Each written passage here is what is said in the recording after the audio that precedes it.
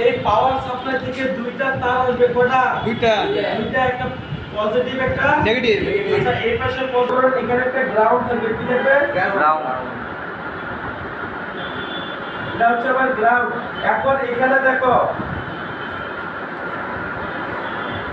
হ্যাঁ এই কোন লাইনে কেটে দিব আমরা। হ্যাঁ এখন প্রশ্ন হচ্ছে এই এল মানে কি দেখো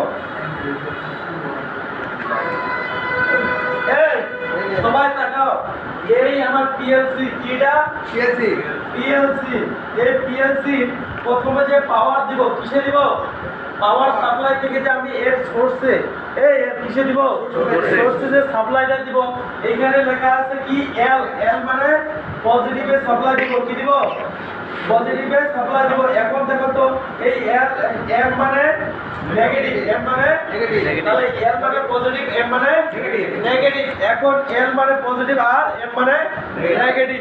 এখন দেখো তো হ্যাঁ কি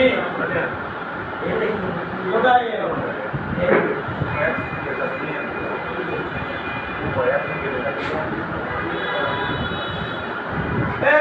তাহলে দেখো এল মানে পজিটিভ আর এম মানে নেগেটিভ।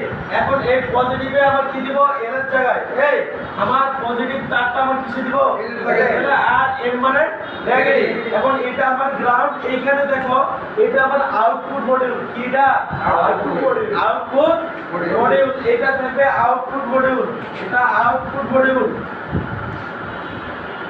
এখন এই এম এই দেখো আমি যখন পাওয়ার সাপ্লাই দিব না এই পাওয়ার সাপ্লাই দিব না তাহলে আমার কয় জায়গায় আসার কথা ছিল তিন জায়গায় না তাহলে আউটপুট মডিউল আর ইনপুট মডিউল না এই আউটপুট মডিউল কেমনে পাবে এই ইনপুট থেকে দেখো এই ইনপুট থেকে আচ্ছা